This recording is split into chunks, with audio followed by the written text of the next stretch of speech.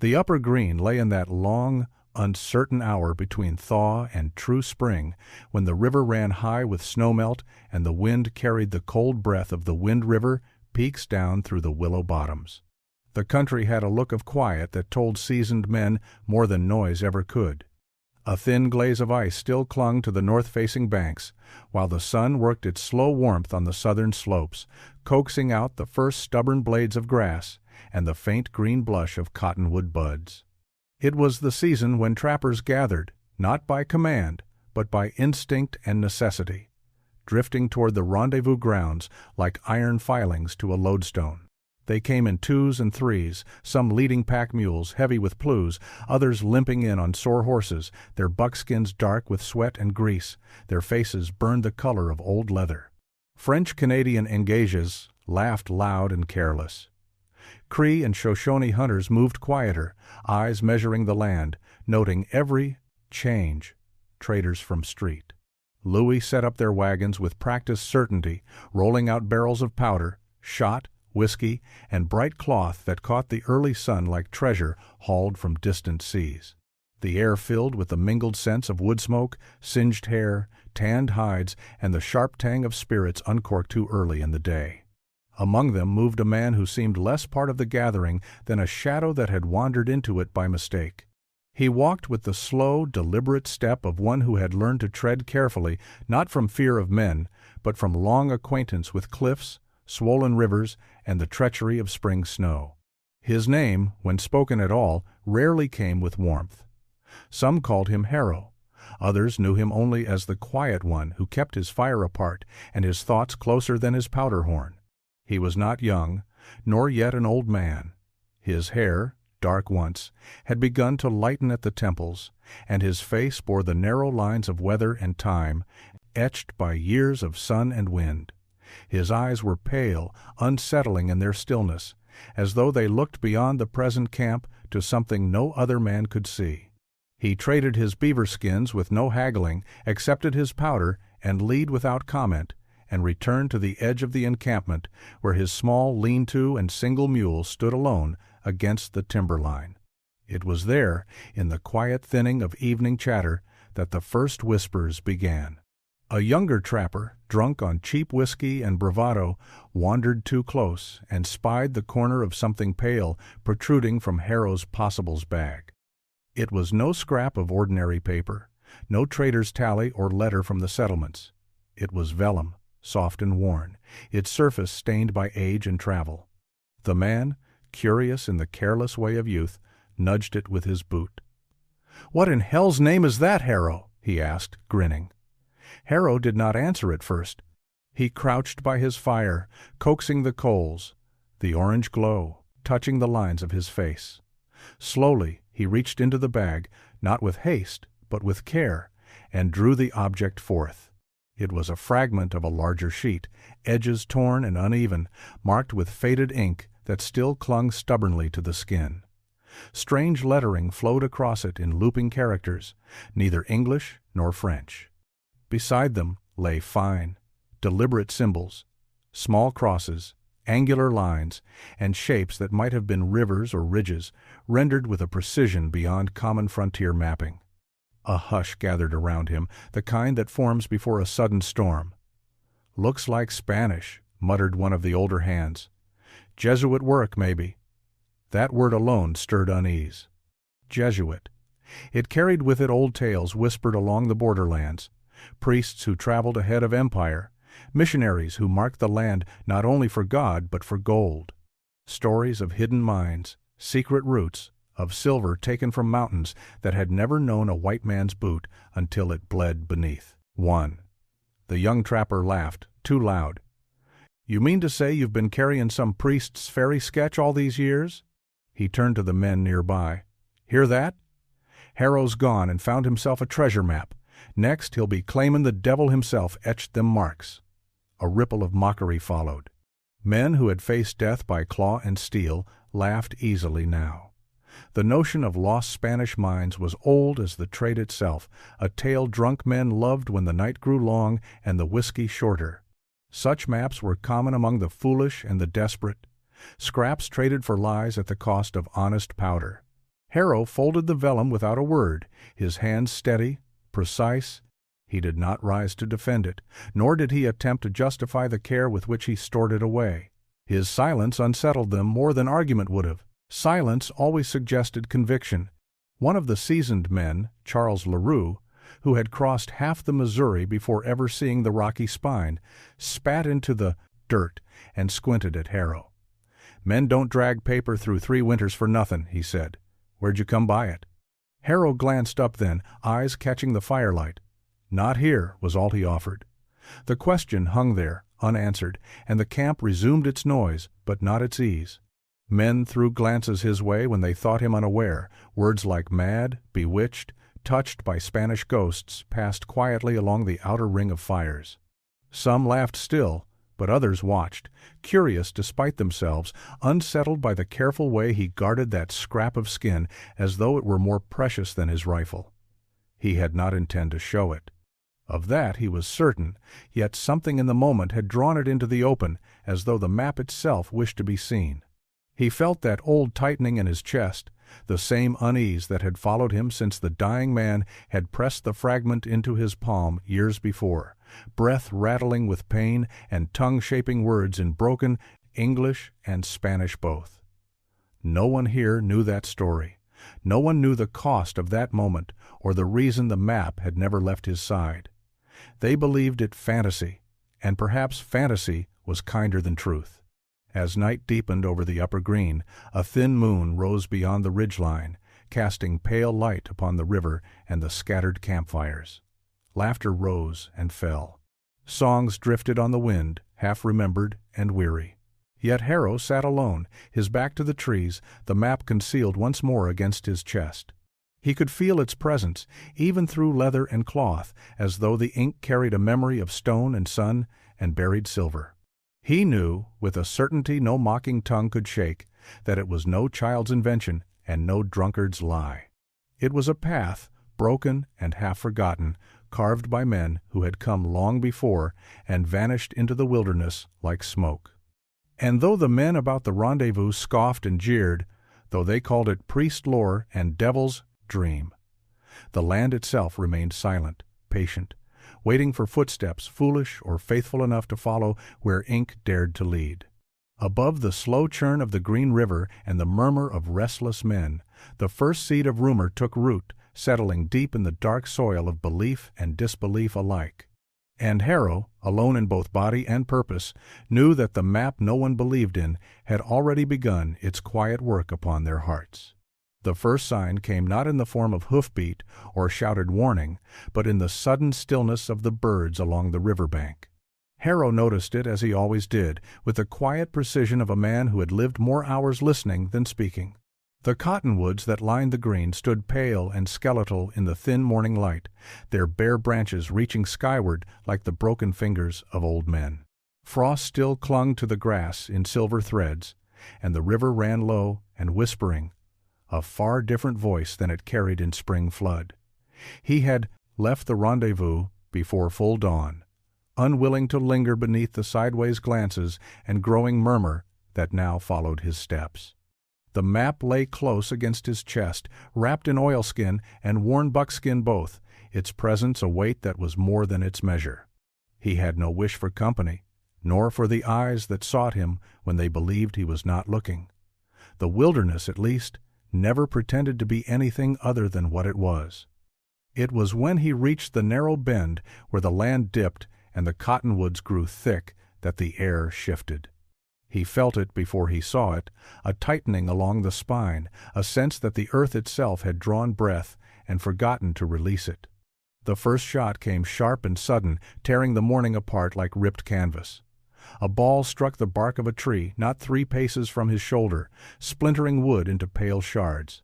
Harrow dropped without thinking, body folding into the dead grass as another report cracked through the hollow. He rolled, low and silent, coming up behind a fallen log slick with last year's moss. He did not curse, he did not shout, he only listened. Footsteps, hurried and careless. 2 men, maybe 3. The sound of breath forced through teeth, the faint clink of metal against wood as one fumbled a ramrod. He knew that sound. green hands, or hands too eager for their own good, the kind that believed surprise alone made victory. A voice floated through the trees. "He went down. I saw him fall." "Make sure," another answered. "Don't leave him able to crawl." Harrow let his breath stretch thin, slow as smoke. His eyes fixed on a narrow sight line between roots and brush, where the tree line opened just enough to betray a careless advance. He could have fired first when the shot came. He had not. He had learned long ago that the first sound often masked the presence of others waiting just beyond view. A man stepped into the clearing, rifle held low, confidence brittle as frost. He was young, face raw with season and worry both. Behind him, another moved less cautiously, boots scuffing the leaf litter. Harrow shifted once, barely perceptible, and placed his thumb along the worn groove of his rifle stock, as though feeling an old landmark. When he fired, it was not in haste, but in inevitability. The first man dropped with a strangled exhale, his body folding sideways into the roots. The second shouted, a sharp burst of fear, and turned to flee. But Harrow had already slipped away, melting backward deeper into the timber, leaving only the echo of sound and the startled hush that followed it. He did not wait to see the aftermath. He did not linger for triumph or confirm his work. That was never his way. He moved instead along a path no eye could follow easily, weaving through thistle and undergrowth, crossing shallow water to scatter his trail, then doubling back where the ground grew stony and unkind to tracks. This was the first time, though he knew even then it would not be the last. He reached higher ground by midday, where the land opened into sparse sage and broken shale. From there he could look back, though he chose not to.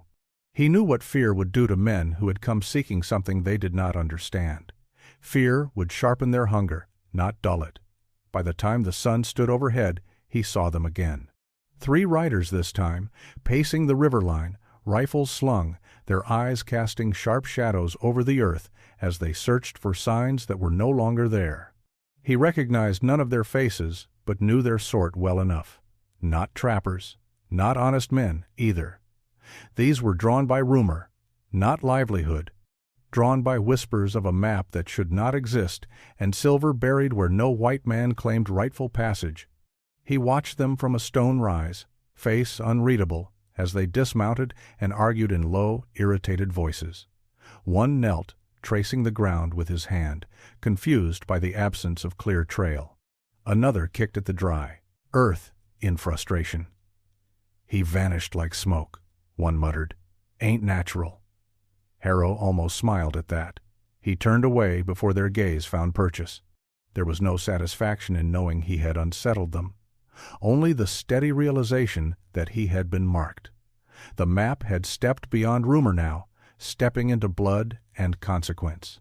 As the afternoon waned, he moved eastward into rougher ground, trusting the rise and fall of familiar ridges more than any line drawn upon vellum. Yet the thought lingered not of the men who had stalked him, but of how swiftly disbelief had turned to violence. He had known men to kill for less. He had known them kill for the promise of less, even. By dusk he made camp among sparse pine, where the ground fell away steep and broken. He built no towering fire, only a thin one kept low, and sat with his back against cold stone, listening to the restless night. Somewhere, far off, a coyote cried, the sound long and mournful, like warning or remembrance. Harrow rested a hand against his chest where the map lay hidden, and knew, with quiet certainty, that the first line had been crossed. The land had tasted blood.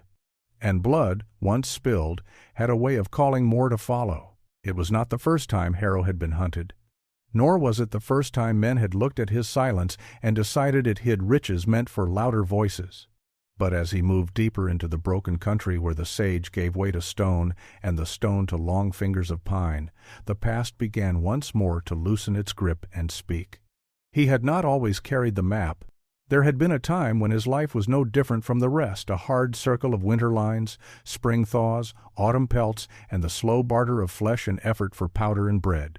Those years had been shaped by river crossings that nearly took his life, and blizzards that had stripped him bare down to stubborn bone. Yet nothing in those trials had marked him quite as deeply as the night the old Spaniard came stumbling into his camp. It had been far south of the Green, where the land altered its voice and the wind carried dust instead of pine scent. Harrow had been running a lonely line through the outer ridges of the Sangre de Cristo, taking few pelts and even fewer chances when he saw movement near his fire just after dusk. At first he thought it a bear. The way the figure swayed and stumbled through the shadows gave him pause, rifle rising half by instinct, half by weariness. The man who emerged into the firelight was no beast, but he was nearer death than breath. His face, dark and drawn, bore the gaunt hollows of long suffering, his gray-streaked hair matted with sweat and dust. His coat, once of fine cut, now hung ragged and torn about his thin frame. He carried no weapon that Harrow could see, only a trembling hand pressed hard against his side where cloth had already begun to darken. He fell to his knees within the circle of light and spoke first in Spanish, the words tumbling fast and desperate. Seeing no comprehension in Harrow's face, he shifted to broken English, thick with pain and accent both. "No gun," he rasped. "No kill. I come only for fire and mercy." Harrow lowered his rifle but said nothing. He had long since learned that mercy on the frontier was not something spoken. It was something done, or not done, and lived with afterward. The Spaniard lingered there for 2 nights. Harrow gave him water, and what dried meat he could spare. The man's breath grew shallow, his strength fading, as though each word cost him a year of life. In those dim hours before dawn, he spoke of places far beyond the memory of common maps, of missions swallowed by sand, of silver pulled from rock at knife point beneath priests' prayers and soldiers' curses. He spoke of a mine not carried into any empire ledger, a vein discovered by hands sworn to silence and then buried by those same hands when rebellion came and allegiance shifted like dust on the wind. He spoke of fathers who had marked the land in ways no English tongue would ever recognize, of stones cut in the shape of crosses that pointed not to God but to buried fortune. From within his coat he drew forth a thin roll of vellum, worn so soft by age it nearly folded like cloth. With shaking fingers he pressed it into Harrow's palm as though surrendering something that had long burned there. "You do not know this country like I do," the old man whispered, his voice little more than breath and bone. "You have the feet to walk it, the silence to keep it. Take it, before I die and they come for it again." Harrow had not asked then who they might be. He did not ask for reason, nor did he refuse. He only felt the faint, deliberate markings beneath his thumb and the strange pull that settled into his chest like a lodged thorn.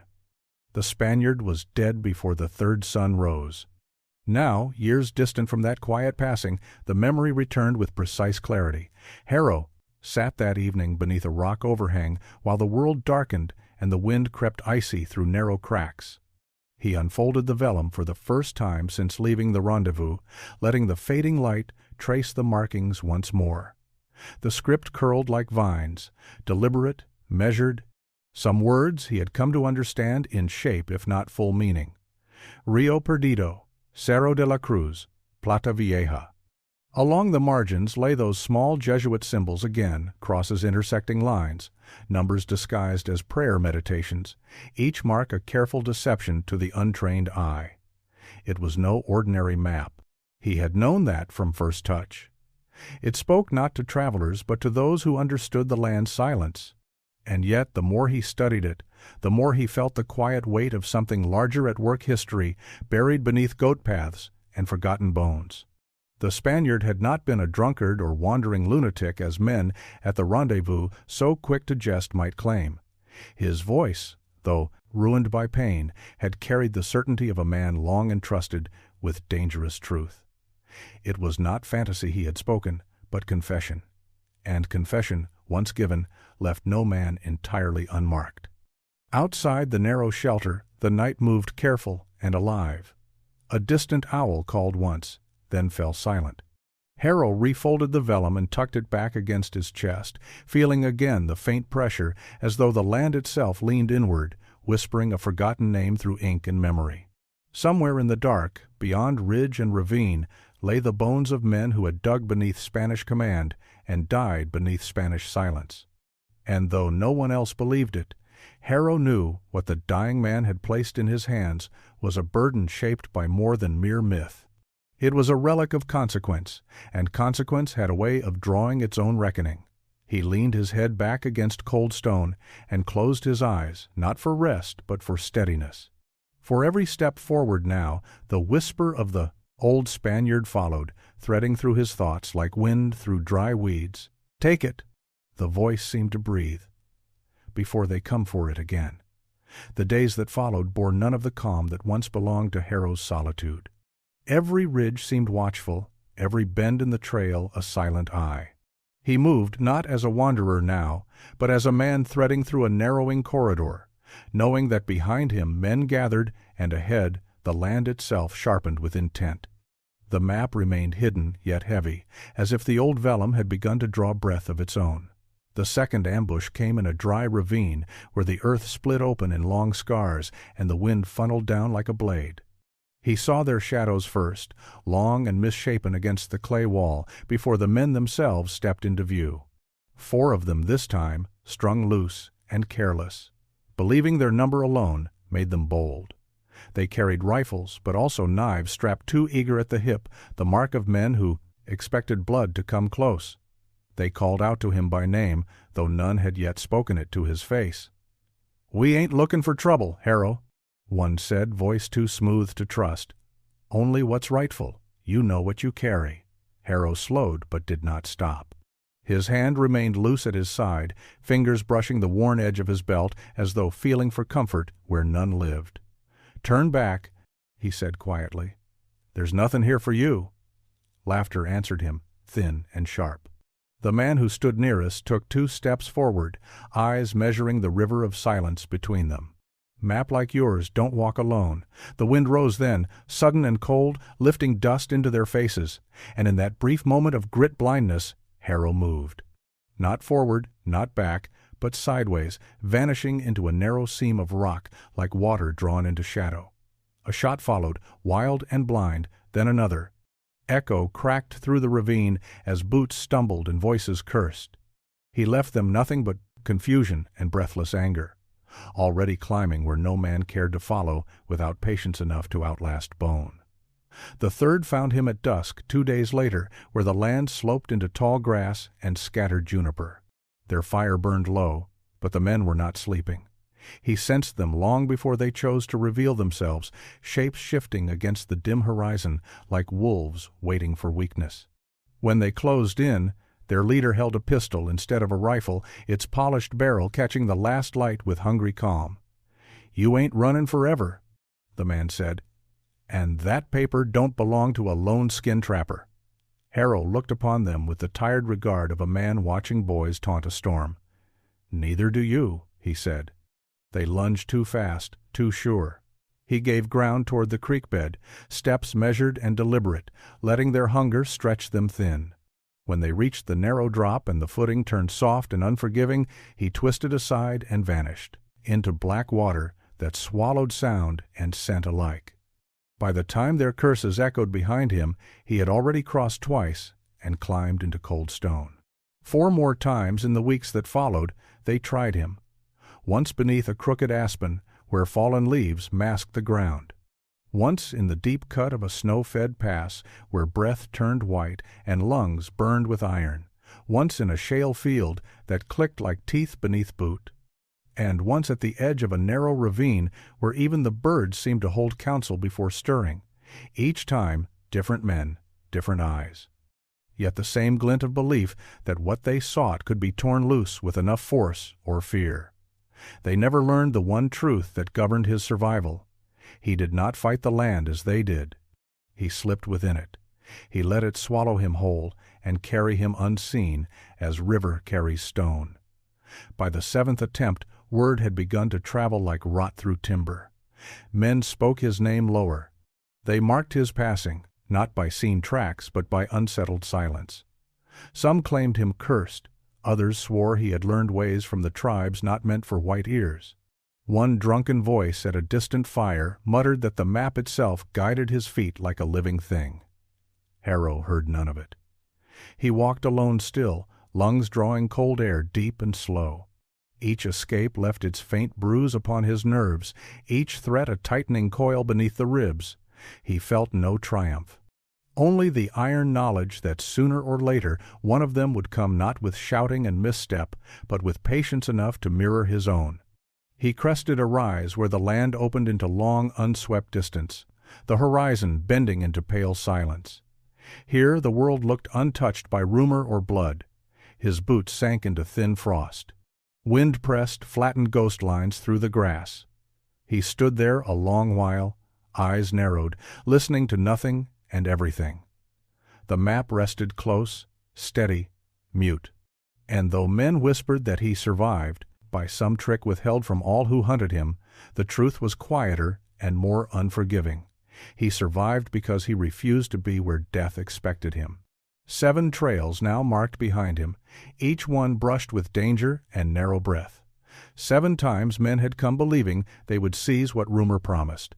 7 times they had left with only dust and the echo of their own certainty breaking upon indifferent land. Ahead, the country rose harsher and more lonely. And beyond that, somewhere beneath sky that did not care for maps or myth, waited the place that had first whispered through a dying Spaniard's shattered breath. The 7th trail faded behind him as the sun slipped westward. And with each step forward, Harrow knew the next reckoning would not come from men alone, but from the land that held all remembered wrongs in quiet reserve. Beyond the last line of familiar ridges, the country changed its temper. The ground rose in sullen folds of broken basalt and pale limestone, its scars laid bare by wind that moved with neither kindness nor haste. Here the earth spoke in a quieter tongue, one that measured men not by their courage, but by their restraint. Harrow had walked that silence before in years gone lean, when maps held no appeal and only the sound of his own breathing reminded him that the world continued beyond the edge of sight. He moved now with a care that bordered on reverence, skirting treacherous slopes and frozen scree that gave way without warning. The air thinned, crisp and sharpened, and every step became a deliberate pact with unforgiving ground. Below him, the known trails coiled away to nothing, thin as yarn and fraying at the ends. There were no wagon ruts here, no sign of trader canvas or council fire, only stone and wind and the echo of time. He rested at a narrow shelf just wide enough for a man and mule, where the land opened westward into lifeless vastness. A crow passed overhead, its wing beats sounding oddly loud in the open. Stillness. Harrow watched it drift until it disappeared into the pale sky, then turned his attention to the vellum he had carried for so many quiet years. He unfolded it with slow, careful movements, as if each crease were an old wound.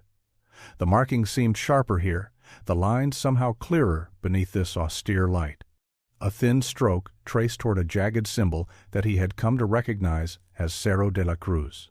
Beneath it lay further notations in the Spaniard's careful hand distances measured by day's ride and sun angle rather than mile or compass point. It was a language meant for men who had never trusted the world to remain still. He studied the raw horizon and the map in equal measure, aligning the stubborn teeth of distant peaks with the faint cross etched in fading ink. For the first time since he had taken up this burden, the lines before him began to answer the land behind them. Not perfectly, not without doubt, but with enough quiet confidence to still his inner argument. The edge of known lands had arrived not with thunder or omen, but with a growing recognition that every man who ever walked past reason had once stood in this same hush. He understood why no common trapper had spoken of such ground. It was not a place pulled greedily into legend. It was a place waited for, long after legend had exhausted its breath. He pushed onward at first light the next day, skirting pale cliffs that cut upward like fractured bone, and moving into a narrow defile where even sun hesitated to settle. Snow lingered here long after spring had claimed gentler valleys, and his boots left marks that seemed to ache with cold even after they vanished. His mule snorted often, uneasy in ground that offered no comfort to hoof or instinct. Twice he thought he saw movement far below, far off and indistinct. Once a thin thread of smoke rose briefly before dissolving into nothingness. Whether man or phantom, he did not linger to test the truth. He had learned that the land showed its mercy only once before closing its hand. By late afternoon, the sky dulled to a hard silver, and wind whispered through narrow cracks in the stone like breath through old ribs. Harrow sheltered beneath a shelf of rock where water seeped cool and steady, its slow rhythm marking the hours. He ate sparingly and drank snowmelt that numbed his tongue and steadied his thoughts. In his mind, the Spaniard's voice returned, not as command but as memory. Words softened by time, yet sharp in meaning. Here lies the vein that serves no crown. Here rests what kings forgot and fools still seek. He wondered, not for the first time, what good silver had ever done for the men who died chasing it. He wondered whether the map had chosen him for his silence, or whether silence was simply what remained after the choosing. But these thoughts passed like drifting cloud. What lay ahead cared nothing for such reckoning. When he rose before dawn, frost edged the rock, and the mule's hide steamed, faint against cold air.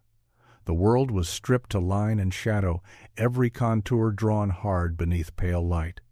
He sensed then that the threshold had been crossed, that no road led back easily now, and that even his own footprints carried the hush of finality. He paused once more, looking back not in regret but in measure, as though marking the boundary between what the world named safe and what it dared not claim. Then he turned forward, following neither trail nor compass, only the quiet instruction of ink and earth, slowly finding agreement. The edge of known lands yielded beneath his careful feet, and the wilderness opened its unseen ledger without haste or warning, preparing its account in silence. The land gave no sign that anything once lived here. No ringing echo of worked stone, no scar of road or half-fallen wall. Only raw silence stretched beneath a pale, featureless sky, the kind of emptiness that unsettled even a man long accustomed to solitude. Harrow stood at the base of a narrow rise where scrub and loose rock clung stubbornly to life, his eyes steady upon the broken spine of the ridge ahead. The map lay open in his hand, its vellum edges trembling slightly in the wind, as if reluctant to witness what its own hand had promised. He climbed without speaking. The mule's hooves turned careful, testing each stone as though memory itself warned him this ground had once known heavy hands and heavier purpose. With every gain in height, the air thinned further, and the silence deepened to something almost ceremonial. Near the ridge's crest, he saw it. A shape half buried in lichen and time, its squared lines wrong for any natural formation. Harrow halted and studied it from a distance as though wary of startling some long-forgotten spirit. Stone, cut by deliberate hand. Weather gnawed, but unmistakable in intent.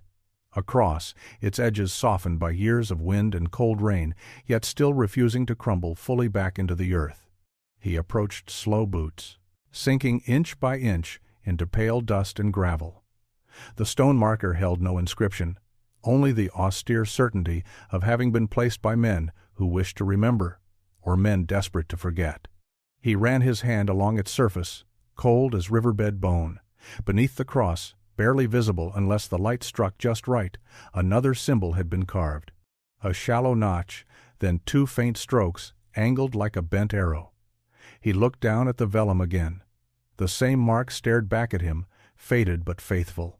Beyond the crest, the ground sloped downward into a shallow bowl of broken terrain where sage hung thin and gray, its sharp scent clinging bitter to the air. As he edged forward, the earth beneath his boots turned darker, more compact, as if pressed and repacked by old labor. He knelt and parted the brittle weeds. Stone. Not the ragged split rock of mountains born wild, but the squared edge of something that had once been shaped. He cleared more, slower now, and a second line emerged, then a third, aligned with foolish carelessness to allow no doubt of human intent. The mouth of a shaft yawned at his feet. It was little more than a black wound in the ground, rimmed with collapsed timber and rotting beams half swallowed by earth. Rusted iron nails protruded like broken teeth where planks had once held the walls upright.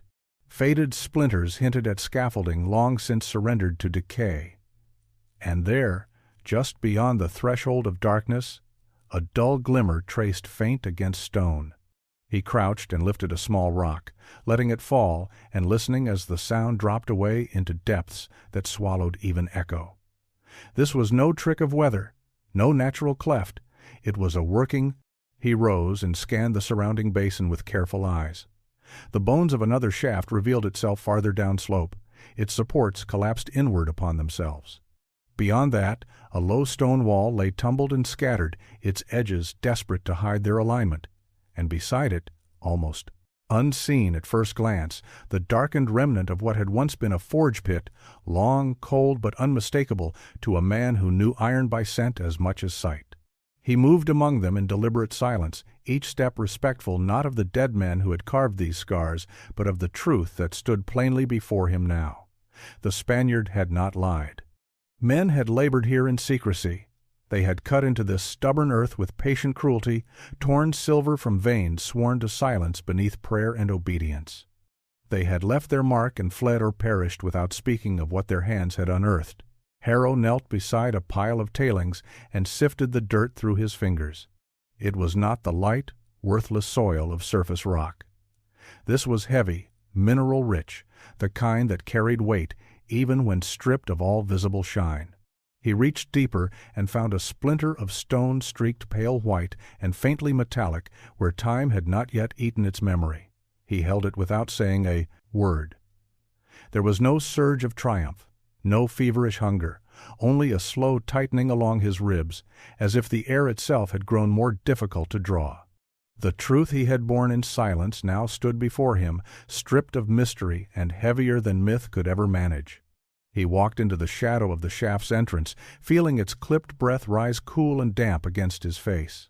The scent was old wet stone, forgotten iron, the faint ghost of pitch and sweat long washed away. He struck a spark and held the small flame close, letting its glow claw feebly at the darkness. Rough-hewn walls angled downward, tracked by tool marks still sharp despite years of abandonment. A length of broken timber lay half-embedded like the rib of some buried beast. Further down, a narrow passage split into two directions, neither offering comfort nor promise. He did not descend. This place had slept long, it did not ask to be woken. When he stepped back into daylight, a strange stillness met him, not the quiet of wilderness alone, but the silence that follows revelation. He looked once more across the bowl of hidden scars and knew he stood among truths the world had foolishly named legend. He understood then why the old Spaniard's voice had carried such weight, why the markings had been guarded not with pride but dread. These mines had no claim upon empire or law. They belonged to no crown or nation. They were a wound history chose to forget and men too fearful to name. He folded the map at last and placed it against his chest. The burden of its truth settled like cold iron beneath bone. He did not linger for greed to find root. Silver might rest here still, deep and patient, but it brought with it only blood and the footsteps of men who understood nothing of the land they sought to own. As the sun dipped westward, casting amber light across broken stone and silent shafts, Harrow turned his back upon the mines that should not exist. He walked away not richer in hand, but heavier in knowing, and behind him, beneath indifferent sky and whispering wind, the earth closed again around its secret, as though it had never opened at all. The night came down slow and heavy, settling over the basin like a final hand laid upon a closed grave. Harrow made his camp miles from the mine site, far enough that even a careless wanderer would not stumble upon what should remain forgotten. He chose a narrow cut between stone shoulders where a thin stream whispered over slate, and the wind passed high above without troubling the small ring of darkness he claimed for rest. He built no large fire, only a scant flame coaxed low behind rock. Its light barely touched the world beyond arm's reach. He sat long without sleep, his back against cold earth, listening not for pursuit, but for the quieter voice that now moved beneath his ribs. The mines were real. That truth had weight beyond any rumor that had chased him through the high country, and with it came the certainty that men would never cease hungering once the scent of such knowledge escaped. He had seen what silver did to stronger men than those who had hunted him. It twisted patience into cruelty and turned pride into reckless hunger. He reached within his coat and drew out the vellum once more, the edges softened by all the years it had lain close to his body. The markings gleamed faintly in firelight. Every line now answered the land behind them with cruel certainty. The map no longer belonged to doubt, it belonged only to consequence. He held it carefully, like one might hold a blade not meant for hand or throat, and remembered the Spaniard's last rasping breath. The pleading weight in his eyes, the quiet instruction that had never sounded like command, before they come for it again. The stars crept slowly across the black vault of sky. Somewhere distant, an owl called and fell silent. Harrow unfolded the vellum in full and laid it across his knee. Its pale surface seemed almost alive in the trembling glow, as if it recalled some earlier time before silence fell over men and ground alike. He studied it not as treasure but as reckoning. If he kept it, men would follow. Not once, not twice, but as long as breath allowed them hunger. There would be new ambushes, sharper eyes, steadier hands than those already tried. They would come not as fools grasping rumor, but as men who had tracked truth too long to release it easily. He thought then of the rangers whose distant camps marked the outer border of what men dared to name law. He thought of their questions, their clipped suspicion, the kind that hung upon a man like frost before dawn, and he knew what they had not learned. They had never